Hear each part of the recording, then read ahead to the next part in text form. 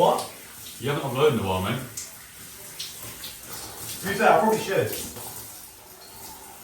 Wait, what the fuck are you doing? Reflecting on medieval courts, I often wonder if sometimes some features of medieval life were over-exaggerated and over-dramatised for the media and in TV. Often like the religious themes, where they're often over-serious and over-persecuted, or even when they depict some kingdoms a lot cleaner than they actually were. But that got me thinking about the depiction of a jester. What even is the jester?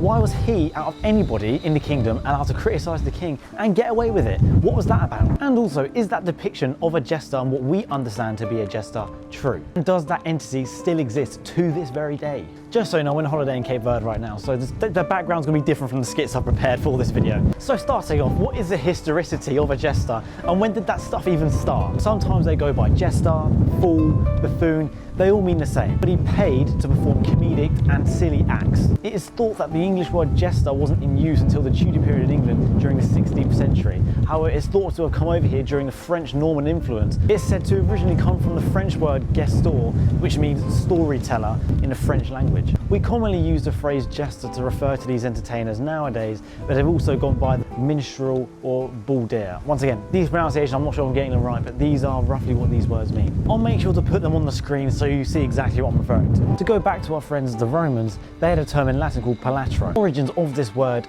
are murky to say the least. However, my personal theory is that it comes from the word palare, which means to speak or to bleat like a sheep. To also put it into layman terms, to speak sillily. And I think that's more suiting, to be honest. Anyway, we get back to our world now. These people, often being silly, being comical, and being fools in general, would often find themselves shoulder to shoulder with the most powerful people of their time. English royalty used to hire licensed fools, which I also think is pretty funny because you can't even be a bloody silly idiot in the UK without having a license for it. Entertain them and entertain their guests. This was a whole profession, and in some cases, due to its profession, they would end up forming fools guilds, which end up existing the same way the Freemasons did. A bunch of paid professionals in guilds helping to perform and further themselves in their career. Also, as a way of form of protection, and use their numbers and strength to lobby against whatever parties they're using. Also in these fools guilds, they would often function like a circus, where they can group together and have better acts in general due to the amount of jesters and tomfoolery that's going around. These types of guilds still exist, and in the modern day Hollywood of the world, Los Angeles, they even have their own Fools Guild, which still exists and operates to this very day, albeit not a continuation from a medieval system for obvious reasons. Also, if we're going to be talking about notable jesters in history,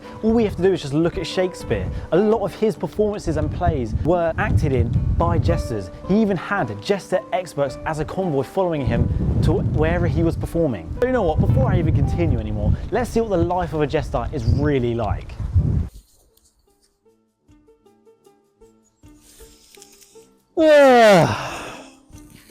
This fucking movie last night, bro. Holy shit. Let's fucking get off to work now, man. Damn.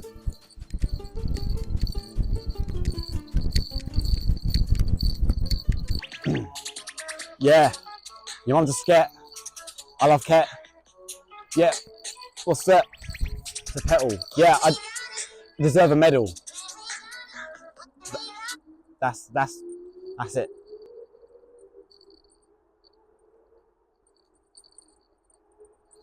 Wait, I got this.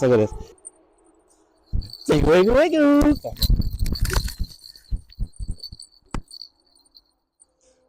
That's it. Cheers.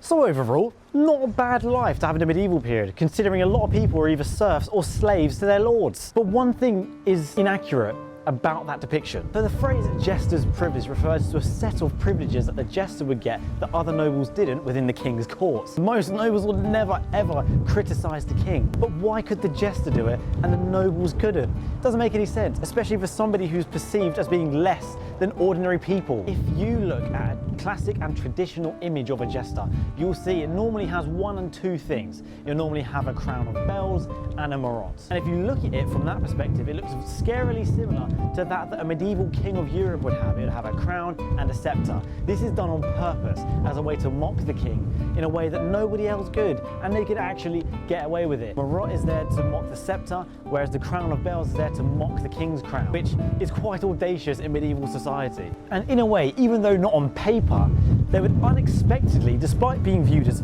fools and buffoons and almost seemed lesser than the king, they almost gained more privileges than anybody else would in medieval society, of being able to mock the king and being able to get away with it, being able to criticise the actions of the ruling monarch and being allowed to even be laughed at and liked by the king for doing so is something very, very rare in medieval society. And in a way, the only other person who could probably do that in Europe is probably the Pope, and even then, he wouldn't be able to just get away with it in terms of the locality of things. Yes, right, they may not have owned vast amounts of land, had the biggest gold pouches, or whatever, right? But arguably, their existence was as free as you can get in a medieval world. King couldn't even mock his nobles, as he would fear revolt, the same way that the nobles wouldn't criticise the king for obvious reasons like execution and banishment. So the jester is a very unique situation in the medieval world. So instead, it'd probably go down more like this.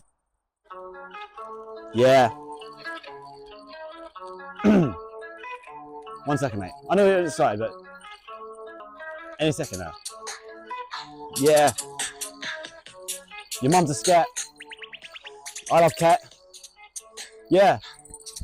There's a petal. I deserve a medal.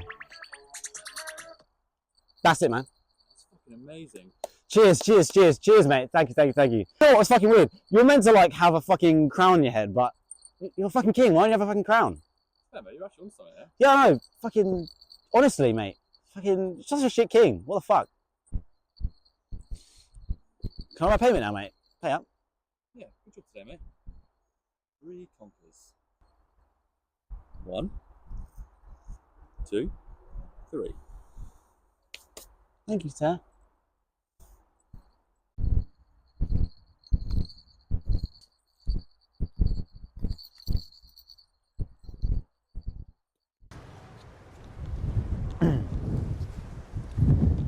Jesters often play on the mind of people, and also they are always psychological. So sometimes in times of war, from a psychological standpoint, jesters will be dressed in common jester attire and on horseback, just galloping, throwing off the enemy ranks. It'd be absolute anarchy. Through their apparent silliness and foolishness, they unknowingly cement themselves above those who are watching, including the patrons and the common people. Those people laughing at them as the audience deems as silly and foolish actually ends up elevating the jester throughout the social rank. By making an apparent mockery of themselves, they actually end up inherently mocking the audience. So while the audience is sat there eating popcorn, cackling at their antics, they are actually being the ones mocked, not the jester. So as an example, a jester says a foolish statement. The audience start laughing, like eating their food, being like, oh, what an idiot, why would he say such a statement? Actually them that are being silly, because the jester is not being serious. He's using this to impress the audience, but the audience believes that this is a genuine act.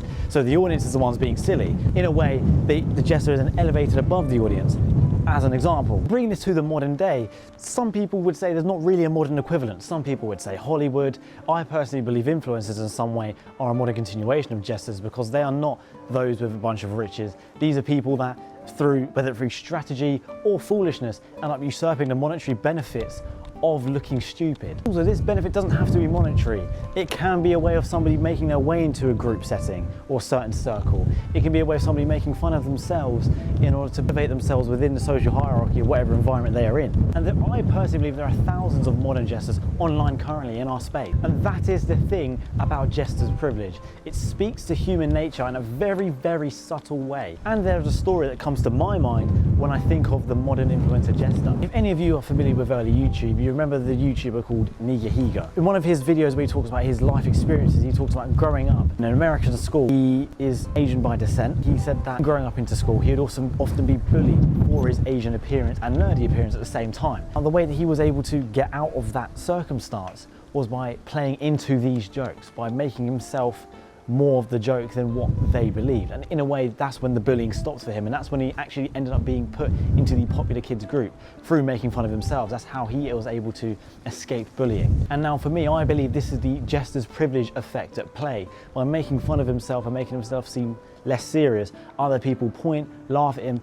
They think that he is lesser than them, but he ends up elevating himself above them due to the fact that he is then making jokes about them, but they don't realise it. Now, some people may respond to the Jester's Privilege and the example I've just given you by being like, yeah, well, it comes at the cost of your self-respect as you constantly self-deprecate and all this other stuff. One thing I would say is that from that one perspective, that is very true. As if you base your self-worth on what other people tell you. And common philosophy and most life advice would be against that, is that you define what your value is. And a part of the Jester's Privilege is laughing at those who let other people define their value. In one sense, it would be true if off the back of your jokes, somebody else elevated their privilege. That's often not the case when it comes to a specific case of Jester's Privilege. What separates a victim and a jester is that a jester is rewarded for his foolishness, a victim isn't. In that case anyway. There have been many depictions of this in art, which depicts a relationship between the jester and his viewers. This is a painting called The Laughing Fool, painted in 1500 by a Dutch painter by the name of Jacob Cornels van Oostanen. I don't know if I'm pronouncing that right. The fool, wearing donkey ears, depicts himself as the fool. He appears to have burst out into laughter, covering his face slightly. We don't know why he's laughing, why he's covering his eyes. He appears to not want to look at what he's trying not to see. Also, I'd like to point out there's no definite reason as to why donkey ears means he's a fool. We just skip to that conclusion based on no evidence, hence also showing our nonsensical thinking. The fool in this depiction laughs eerily, but who is he even laughing at? He's looking at you. By making you laugh, he exposes the real foolishness. The fool in this depiction also holds glasses, which in a contemporary context is mocking scholars, the same that we do today. These glasses being empty show the true meaning of the painting. You think you see these fools clearly, but you don't. You also think that these fools are absurd, but the fool is only a mirror of you. The fool is only showing you a reality you know very, very well, yet you don't see it. But you laugh anyway. You laugh at what you thought the joke was, further exposing your foolishness. He seems to show joy, but not without sadness. Another depiction of a jester, which depicts his privilege, is a painting made by Ludwig Knaus. I think that's how you pronounce his name. It's called Behind the Scenes. A clown feeding a child.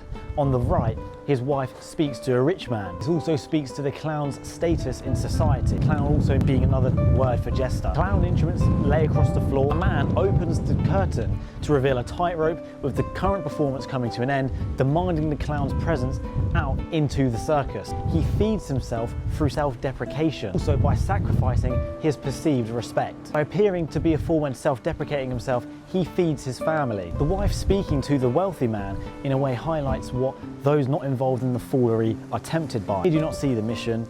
They are tempted by things outside of their life, which they also deem more respectable. But in this instance, the only thing more respectable is the man that is speaking to her has more money, which also exposes the foolery within the mindset that money is what makes something respectable, whether something earns money or not. While many of us sacrifice our character in modern life to gain what we need, you can think of the jesters as sacrificing the intangible for the tangible. Intangible being the perception of those who are hiding behind their ego, not wanting to sacrifice their pride and self-image, and also at the same time trying to protect their pride. All of these people being judgmental, laughing at the jester, thinking that he is the fool, and not realizing that he is elevating himself above them and making them the fool and making them laugh at themselves, which is the truth of the situation when you use Jester's Privilege. Some jesters do it for a mission, some jesters do it for monetary gain, some jesters do it for various other reasons.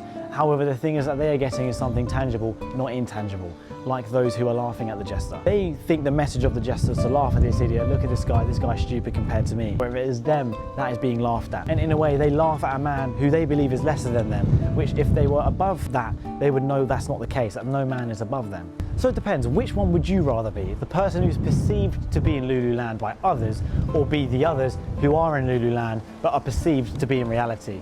Personally, I know which one I would be. So guys, what do you think of the video?